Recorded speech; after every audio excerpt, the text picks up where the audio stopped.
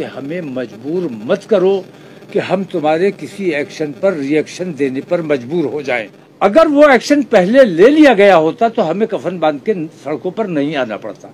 उत्तराखंड में जो कुछ हो रहा है, कितने मज़ारात शहीद कर दिए गए, कितनों को चिन्हित कर दिया गया, और अभी कलियर शरीफ के एक मज़ार को भी नोटिस दिया गया। अगर वैध और अवैध की बात है तो इंसाफ सबके लिए बराबर है। 15 का प्रोग्राम अगर हुकूमत पहले स्थगित कर देती, 18 का ऐलान मुसलमानों को नहीं करना पड़ता। ये हिंदूवादी संगठन देशद्रोही है। लव जिहाद का जिन लोगों ने नाम दिया है, असल में वो भगवा लव ट्रैप है। हमारे ऊपर ये झूठे इल्जाम लगाना बंद करो।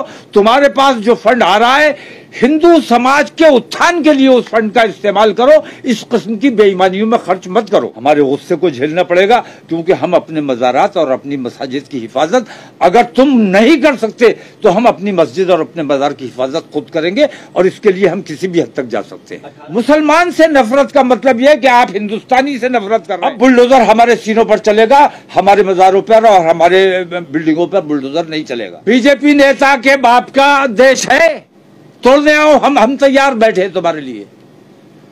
हाथों में चूड़ियां नहीं पहनी है।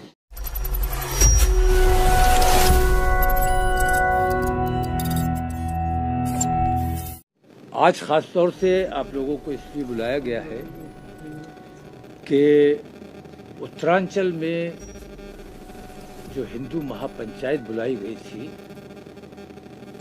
उसको स्थगित कर दिया गया।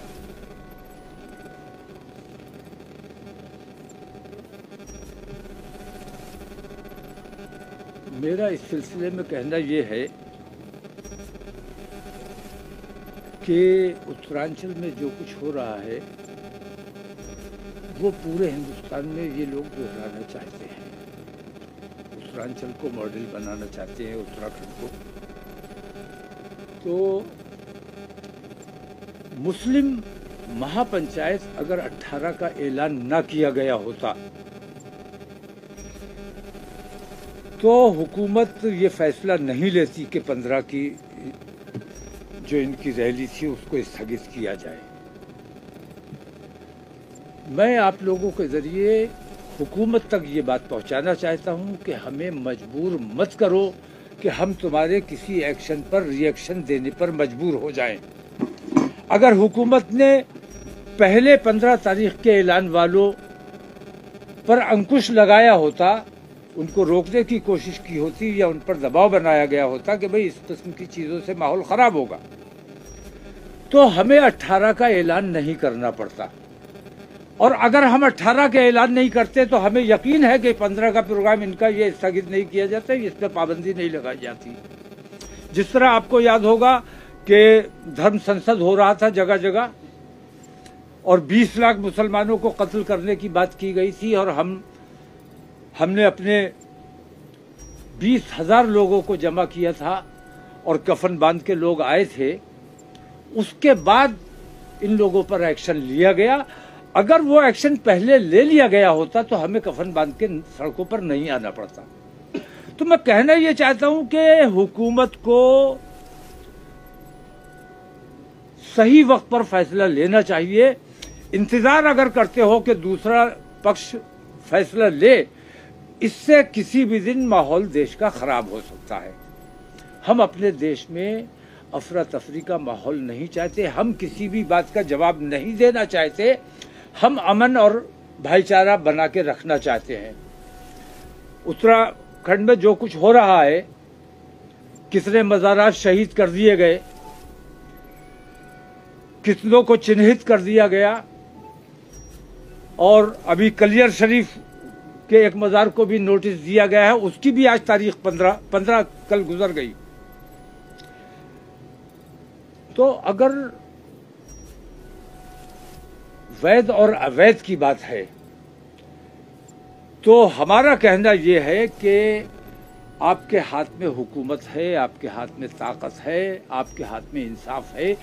बेईमानी मत करो। 1921 के नगर पालिकाओं के हर जिले की नगर पालिका में वो रिकॉर्ड मौजूद होगा 1921 तक जो जो मंदिर, जो जो मस्जिद, जो जो दरगाह थी, नक्शे के मुताबिक, नगर पालिका के नक्शे के मुताबिक, वो वैध मान लो। बाकी जितनी मस्जिदें हैं मैं तुड़वाने के लिए आपके साथ चलूंगा, जितनी दरगाहें हैं मैं तुड़वाने आपके साथ चलूंगा। लेकिन आपको, हुकूमत की ये जिम्मेदारी है कि ऐसे तमाम अवैध मंदिरों को भारतीय जनता पार्टी के लोग तोड़ें। अगर वैध और अवैध की बात है तो इंसाफ सबके लिए बराबर है। तो सिर्फ हमारी चीजों को अवैध करार दे देना और उन पर निशान लगा देना या उन्हें नोटिस दे देना या बुलडोजर चला देना, ये अब किसी कीमत पर बर्दाश्त नहीं किया जाएगा। इसके हम नहीं चाहते थे कि हमें मज़ाहमत करना पड़े, लेकिन मैं ये समझता हूं कि इनका ये जो अमल हमारे सामने आया, मैंने अपने धर्म संसद पर मैंने वो गौर नहीं किया था, लेकिन मैंने जो उत्तराखंड में जो कुछ हुआ है, 15 का प्रोग्राम अगर हुकूमत पहले स्थगित कर देती, 18 का ऐलान मुसलमानों को नहीं करना पड़ता। इसका मतलब यह है कि आप हमारे सब्र का इम्तिहान ले रहे हो, तो हमें जवाब देने पर मजबूर ना किया जाए। हम अपने देश में अमन और शांति और भाईचारा बनाए रखना चाहते। वो हिंदूवादी संगठन, उन पर आम हिंदू को गौर करना चाहिए कि वो हिंदुओं के हितैषी है या हिंदुओं का नुकसान करने का काम कर रहे। अगर हिंदू ईमानदारी के साथ बिल्कुल धार्मिक तासुब को हटाकर अगर एक बार गौर से सोचेगा, गौर करेगा, तो वो इस नतीजे पर यकीनन पहुंचेगा कि जितने हिंदूवादी संगठन हैं, वो विश्व हिंदू परिषद हो या बजरंग दल हो या इस जैसी तंजीमें हो, वो तमाम की तमाम मुसलमानों का नुकसान कम कर रही है, हिंदू समाज का ज्यादा कर रही है। तो हमने ये तय किया है कि उत्तराखंड में जो कुछ भी चल रहा है, मज़ारात पे बुलडोजर चलाने की बात की जा रही है, अगर ये सिलसिला बंद नहीं हुआ तो फिर हम मजबूर होंगे कि उत्तराखंड हम भी जाएंगे और अपने तमाम लोग ऐलान करके और तमाम मुसलमानों को वहां जमा किया जाएगा और बड़ा प्रोग्राम किया जाएगा और इंशाल्लाह हम हुकूमत का घेराव करेंगे और जो बेईमानियां हो रही हैं वो हम मुसलमानों से ज्यादा आम हिंदू तक वो बातें पहुंचाना चाहते हैं कि ये हिंदूवादी संगठन देशद्रोही हैं और हिंदुओं को नुकसान पहुंचाने का काम कर रहे हैं। जी, किस प्रकार का नुकसान पहुंचाने की कोशिश कर रहे हैं, पूरी बात जानना चाहिए। एक तो देश का नुकसान हो रहा है, सबसे बड़ा देश में अफरा तफरी का माहौल है। मुस्लिम बेटियों को भगाने का 2 लाख रुपए इनाम दिया जाएगा, 3 लाख इनाम दिया जाएगा, नौकरी दी जाएगी, मुसलमान लड़की को लेके आओ, खाने पीने का इंतजाम किया जाएगा, मकान का इंतजाम किया जाएगा। मैं ये कहता हूं कि हिंदू समाज को उन जमातों से ये सवाल करना चाहिए कि हमारे बच्चे जब मुसलमान लड़कियां लेकर आएंगे तो हमारे अपने घर की बेटियां जो है वो तो बैठी रह जाएंगी। उन बेटियों का अधिकार है उन हिंदू लड़कों पर जो शादी के योग्य हैं। तो ये हिंदुओं का नुकसान, मुसलमानों का नुकसान नहीं है। और हुकूमत जहां जहां ये समझती, जैसे यूसीसी की बात आजकल बहुत ज्यादा चल रही है, हालांकि ये तमाम चीजें चुनावी स्टंट हैं और बीजेपी सिर्फ चुनाव के लिए काम करती है।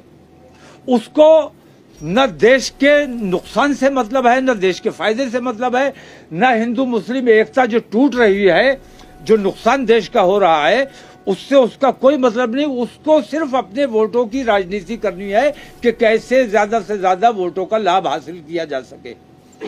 यूसीसी मैं अल्लाह कहता हूं और मैं अपने मुसलमान भाइयों से भी कहता हूं कि यूसीसी की मुखालिफत करने की कोई जरूरत नहीं है। मैंने देखा है भारतीय जनता पार्टी वाले लोगों को उकसाने का काम कर रहे हैं कि विरोध कीजिए, विरोध करवाने का काम किया जा रहा है कि आप विरोध करेंगे उसी से माहौल बनेगा, उसी से हिंदू समाज की नजर में आएगा कि हम कितना बड़ा काम करने जा रहे हैं।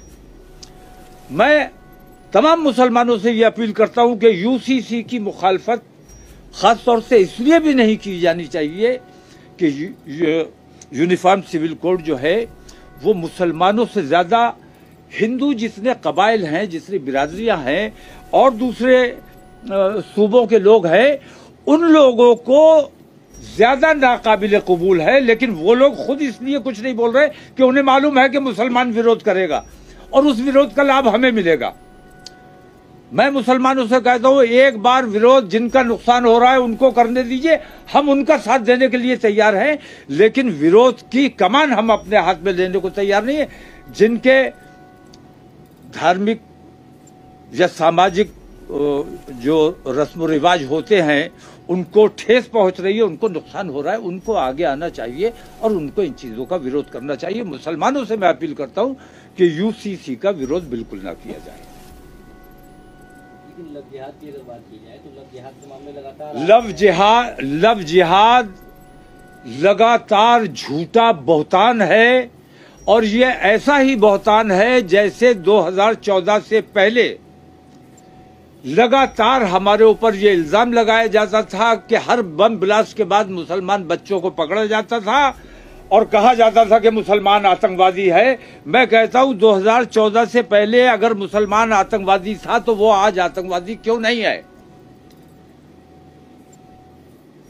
उसकी वजह यही है कि वो इल्जाम हमारे ऊपर झूठा था। अगर हम उस वक्त आतंकवादी होते तो इस वक्त भी आतंकवाद कर रहे होते, लेकिन जो उस वक्त आतंकवाद कर रहे थे उन्हें उस आतंकवाद का लाभ मिल गया और वो उसका फायदा उठा रहे हैं। तो लव जिहाद का जिन लोगों ने नाम दिया है, असल में वो भगवा लव ट्रैप है जो बाकायदा मुहिम की शक्ल में चलाया जा रहा है और ये कहा जा रहा है कि नौकरी दी जाएगी और इनाम दिया जाएगा मुसलमानों की लड़की लाने पर। हमारे यहाँ सख्ती से ये पाबंदी है। मैंने तो ये बात बार बार कही है, अपने उलमा की बैठक में भी ये बात कही है कि ऐसे किसी शख्स का निकाह नहीं पढ़ाया जाएगा जो हिंदू लड़का मुसलमान लड़की के इश्क में आएगा या मुसलमान लड़का हिंदू को लेकर आएगा, हिंदू लड़की को लेकर आएगा, उसका निकाह नहीं पढ़ाया जाएगा। वो तमाम लोग जो इस्लाम से मुतासिर होकर इस्लाम को पढ़कर इस्लाम में दाखिल होना चाहते हैं उनका स्वागत है, लेकिन अपनी जिम्मेदारी पे आएंगे वो, और जो कानूनी प्रक्रिया है वो पूरी करके आएंगे। उनको कलमा पढ़ाना हमारी जिम्मेदारी है और हमने पाबंदी लगाई है कि ऐसा लड़का अगर हिंदू लड़की को या किसी गैर मुस्लिम लड़की को लेकर आता है तो उसका नहीं बल्कि उसके घर वालों का भी बाइकआउट किया जाएगा। मौलाना साहब, आज ही दिल्ली से एक लड़की भाग के लेके आया, हिंदू लड़की, और आगरा में आके उसने निकाह पढ़ा है, उसे पुलिस ने अभी हिरासत में लिया है। ठीक है, नहीं, मुसलमान बहुत बड़ा समाज है। हमने हत्तल इम्कान अपने नौजवानों को कंट्रोल करके रखा है, हमने हत्तल इम्कान अपने लोगों को समझा के रखा है कि ये काम गलत है, नहीं करना है और तुम्हारा निकाह नहीं पढ़ाया जाएगा। आगरा में कौन मौलवी होगा, मैं देखूंगा कि कैसे उनका निकाह पढ़ाया जाता है। गिरफ्तार हो गए वो तो अब तो बात खत्म हो गई, लेकिन बड़ा समाज है, बहुत कुछ नालायक हर समाज में होते हैं। उस एक लड़के की वजह से पूरे समाज को खराब कह देना या ये कह देना कि हम कोई ऐसी मुहिम चला रहे हैं, ये इल्जाम है हमारे ऊपर।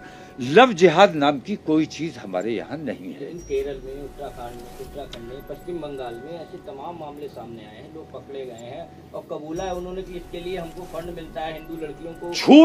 झूठ तुमने खुद झूठ करवाया है ये। जैसे भारतीय जनता पार्टी की मीटिंग्स में मैंने देखा है, नरेंद्र मोदी की मीटिंग्स में मैंने देखा है, बुर्का पहने हुए औरतें आगे बैठी हुई हैं और उनकी सच्चाई ये थी कि वो बुर्के के अंदर मर्द थे।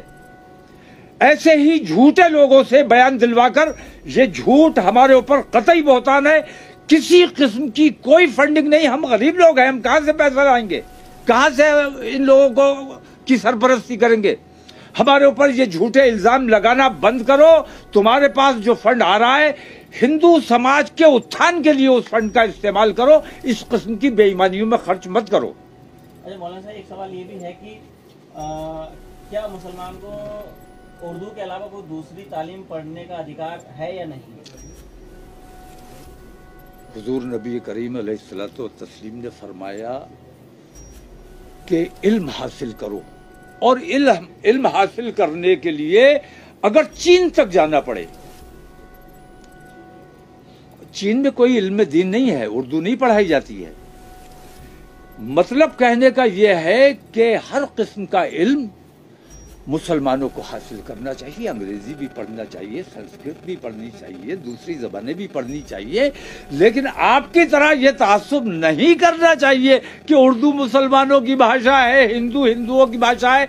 मैं हिंदी जानता हूँ, हिंदी बोलता हूँ और हिंदी बहुत से हिंदुओं को पढ़ा भी सकता हूँ, तो मैं हिंदू नहीं हो जाऊंगा। और आप अगर उर्दू पढ़ लोगे तो आप मुसलमान नहीं हो जाओगे। तो उर्दू से नफरत, मुसलमानों से नफरत, ये बेहद घातक है। दारुल उलूम से दिया गया है देवबंद से कि मदरसों में सिर्फ उर्दू और फारसी पढ़ी जाए, इसके अलावा कोई भी भाषा ना पढ़ी जाए। नहीं, वो मदारिस जो दीन की तालीम देने के लिए मखसूस हैं, मैं उनका प्रवक्ता नहीं हूँ, ना उनकी सफाई देना मेरा मकसद है, लेकिन मैं ये कहता हूँ वो मदारिस जो सिर्फ दीनी तालीम के लिए हैं, दीनी तालीम के मराकिज़ हैं, वहाँ दीनी तालीम ही होगी। बाकी मुसलमान जानता है कि उसे क्या क्या इल्म हासिल करना है, कैसे इल्म हासिल करना है। और उर्दू में समझता हूँ कि आज मुसलमानों में तो उर्दू का रिवाज ही ख़त्म हो गया है, तकरीबन ख़त्म हो गया है। अपनी ज़बान को, अपने कल्चर को, मैंने सिख समाज को देखा है, दुनिया में कहीं रहे वो वहाँ के रस्म और रिवाज भी अपनाते हैं, वहाँ के तौर तरीके भी अपनाते हैं, लेकिन आपस में जब मिलते हैं और अपने घर में जब बातचीत करते हैं तो अपनी भाषा में बात करते हैं। तो अपनी ज़बान, अपने कल्चर को बचाए रखना ये हर आदमी की जिम्मेदारी है। तो मदरसों में सिर्फ उर्दू और ये अरबी भाषा का ही मैंने बताया, जहाँ दीनी तालीम के मराकिज़ हैं वहाँ दीनी तालीम ही पर जोर दिया जाएगा। बाकी दूसरे मराकिज़ हैं जहाँ बाकी तालीम दी जाती है, और बहुत से ऐसे स्कूल हैं, बहुत से ऐसे मदरसे हैं जहाँ कंप्यूटर की तालीम दी जाती है, जहाँ संस्कृत की तालीम दी जाती है। तो ऐसी तमाम चीज़ों को मुद्दा बना के हिंदू समाज की नज़र में मुसलमानों को दोषी ठहराने की जो कोशिश हिंदुस्तानी मीडिया की रहती है, ये मैं समझ। और आज भी जो कुछ भी मैं बोल रहा हूँ, देश हित में बोल रहा हूँ, देश प्रेम में बोल रहा हूँ। मैं देश में एकता और भाईचारा चाहता हूँ, लेकिन मैं जब भी बोलता हूँ मैं अपना कलेजा भी निकाल के रख दूं, लेकिन आपका एंकर यही कहेगा कि भड़काऊ मौलाना ने फिर भड़काऊ बात बयान दिया। अच्छा, दूसरा ये है कि अब उत्तराखंड की ही बात करते हैं कि अगर उत्तराखंड सरकार आपकी बताए रास्ते पे नहीं आती है, जो हमारे तो क्या अगला कदम होगा? हमारे आंदोलन को झेलना पड़ेगा। हम उत्तराखंड जाएंगे, हमारे आंदोलन को झेलना पड़ेगा, हमारे गुस्से को झेलना पड़ेगा, क्योंकि हम अपने मज़ारात और अपनी मसाजिद की हिफाजत अगर तुम नहीं कर सकते तो हम अपनी मस्जिद और अपने मज़ार की हिफाजत खुद करेंगे, और इसके लिए हम किसी भी हद तक जा सकते हैं। 18 को जाएंगे यानी कि नहीं, 18 को महापंचायत, देखिए 15 का जब उनका स्थगित हो गया तो 18 का वो भी स्थगित हो गया जो वहां के मुसलमानों ने ऐलान किया था। हो जाना चाहिए, अगर नहीं हुआ है तो उन्हें कर देना चाहिए। लेकिन हुकूमत जो बेईमानी कर रही है, लॉ एंड ऑर्डर का जो मसला बना हुआ है उसको ठीक करना, और हुकूमत असल में धामी की नासमझी की वजह से माहौल बिगड़ा है उत्तराखंड का। वहां एक हिंदू लड़का, एक हिंदू लड़की, गैर मुस्लिम लड़का गैर मुस्लिम लड़की को लेकर चला गया। उस गैर मुस्लिम लड़के का एक दोस्त मुसलमान था। लव जिहाद का मामला नहीं था, लेकिन धामी ने कहा कि लव जिहाद है, इस वजह से वहां माहौल खराब हुआ। अब हिंदू लड़का और हिंदू लड़की अगर जा रहे हैं तो ये लव जिहाद कैसे हो गया? सिर्फ इसलिए कि उसका एक दोस्त मुसलमान है। तो मुसलमानों से अगर इतनी ही नफरत है तो फिर बताओ कि फिर करना क्या है? हमारे साथ रहना है, हमारे साथ दोस्ती रखनी है, हमारे साथ कारोबार करना है। हम तो तुम्हारे साथ रहना चाहते हैं, तुम्हारे साथ दोस्ती रखना चाहते हैं, तुम्हारे साथ कारोबार करना चाहते हैं, शीरो शकर बन के रहना चाहते हैं। अगर हमसे नफरत है तो बताइए, फिर उस तरह से हुकूमत से बात की जाए। मैं कहता हूं कि वो तमाम संगठन जो हिंदू राष्ट्र की बात करते हैं, मुसलमानों से नफरत की बात करते, मुसलमान से नफरत का मतलब यह है कि आप हिंदुस्तानी से नफरत कर रहे हैं। हम हिंदुस्तानी हैं, हमसे नफरत का मतलब आप हिंदुस्तानी से नफरत कर रहे हैं, और हिंदुस्तानी से नफरत करने वाला देश प्रेमी किसी कीमत पर नहीं हो सकता। इन देशद्रोहियों का इलाज हुकूमत को करना चाहिए, और अगर हुकूमत इलाज नहीं करती है तो फिर हम अपनी मस्जिदों, अपनी दरगाहों की हिफाजत के लिए खुद बाध्य होंगे। लेकिन गवर्नमेंट और इसकी जिम्मेदारी, इसकी सारी जिम्मेदारी हुकूमत हिंद की और हुकूमत उत्तराखंड की होगी। हम कोई जिम्मेदार नहीं कह है। रही है कि हम अवैध मजारों को हटा रहे हैं जो सरकारी जमीन पर बनी हुई है। मैंने कहा ना, अवैध और वैध, इसका फैसला कौन करेगा? आप कैसे कह सकते हैं मेरी 200 साल पुरानी मजार है, आप कहते हो अवैध है? सरकारी जमीन पर बनी हुई, सरकारी जमीन बाद में हुई है, मजार पहले से था। मजार पर सरकार ने अतिक्रमण किया है। मजार वैध है, वो सरकार की, सरकार अवैध है। वहां पे मेरा 200 साल पहले मजार था, वहां पे सरकार ने अपना रास्ता बना लिया, सरकार ने अधिग्रहण कर लिया। तो सरकार ने हमारी जगह पर कब्जा किया या हमने सरकार की जगह पर कब्जा किया? और अगर वैध और अवैध की बात है तो मैंने अभी कहा कि मैं ऐसी तमाम दरगाहें तोड़वाने में आपके साथ चलने के लिए तैयार हूं। 1921 के मुताबिक जो जो मंदिर, मस्जिद, गुरुद्वारे और धार्मिक स्थल हैं, मस्जिदें हैं, मज़ारात हैं, 1921 तक जो हैं वो वैध हैं। 1921 के बाद जितने भी हैं वो अवैध है। आप भी तोड़िए, हम भी तोड़ते हैं, हम इसके लिए तैयार हैं। लेकिन बेईमानी किसी किस्म की बर्दाश्त नहीं की जाएगी कि मजार है तो इसको तोड़ा जाएगा, इस पर बुलडोजर चलाया जाएगा। अब बुलडोजर हमारे सीनों पर चलेगा, हमारे मजारों पर और हमारे बिल्डिंगों पर बुलडोजर नहीं चलेगा। प्रयागराज में भी जो बीजेपी के नेता हैं उन्होंने मजार को हटाने के लिए कहा है। किसने? हम खुद तोड़ देंगे। किसने कहा है? प्रयागराज में बीजेपी नेता ने। बीजेपी नेता के बाप का देश है, उस बीजेपी नेता का क्या हक है? उसको गिरफ्तार क्यों नहीं किया गया? मैं अगर किसी मंदिर के लिए कहूं कि मैं जाके तोड़ दूंगा, मुझ पर केस बनता है कि नहीं बनता है? गिरफ्तार मुझे किया जाना चाहिए कि नहीं किया जाना चाहिए? कौन सा ऐसा भारतीय जनता पार्टी का नेता है जिसने ये बयान दिया, और कौन सी वो पुलिस है जिसने उसके खिलाफ एक्शन नहीं लिया? दोनों अपराधी हैं। पुलिस पर भी एक्शन होना चाहिए कि उन्होंने उसके खिलाफ एक्शन क्यों नहीं लिया, जबकि सुप्रीम कोर्ट ने कहा है कि इंतजार मत करो, पहले गिरफ्तार करो। जब ना गिरफ्तारी हुई है, वो जो तोड़ने आएगा उसको फिर हम देखेंगे, पुलिस नहीं देखेगी।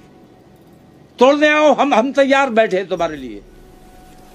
हाथों में चूड़ियां नहीं पहनी है, लेकिन हम दंगा फसाद चाहते नहीं है। हम अमन चाहते हैं, भाईचारा चाहते हैं। इसलिए हम जान देने वाले लोग हैं। देश के लिए जान देना पड़े हम दे देंगे, लेकिन हम किससे लड़ें? अपने देशवासियों से हम नहीं लड़ना चाहते। हमें मजबूर मत करो। हुकूमत जो बेईमानी कर रही है, हुकूमत को इस बेईमानी से परहेज करना चाहिए और सबको साथ लेकर चलना चाहिए। हमें कुछ मत दो, लेकिन हमारे साथ अन्याय मत करो। जो हमारे पास है वो हमसे छीनने की कोशिश मत करो। चलिए, बहुत शुक्रिया, बहुत लंबा हो गया भाई। नगर निगम के चुनाव में भी तुम्हारे पास कह रही है कि हमको बहुत वोट मिला है मुसलमानों का, मुसलमानों के साथ है, मुस्लिमों के बल पे हमने सरकार बनाई है। उन्होंने सरकार जिस बल पे भी बनाई हो, मुसलमानों का समर्थन है इसलिए कि मजार तोड़ो। उन्हें जो मुसलमानों का समर्थन है वो इसीलिए है ना कि मजार तोड़िए, मस्जिदें तोड़िए, मुसलमानों के घरों पर बुलडोजर चलाइए, इसीलिए है उनको समर्थन। मैं कहता हूं, मैंने बार बार कहा, पहले भी कहा, आज फिर कह रहा हूं कि भारतीय जनता पार्टी अपना थोड़ा सा तरीका बदल ले तो हमारी किसी से रिश्तेदारी नहीं है। भारतीय जनता पार्टी अगर सबका साथ और सबका विकास वाली जो बात कहती है उस पर जमीनी तौर पर अमल करना शुरू कर दे तो हमारी बाकी कांग्रेस वालों से या और किसी से रिश्तेदारी नहीं है। लेकिन भारतीय जनता पार्टी को अपना तरीका बदलना पड़ेगा। मुसलमानों ने अपने मज़ारात, अपनी मस्जिदें तोड़वाने के लिए उनको वोट नहीं दिया है।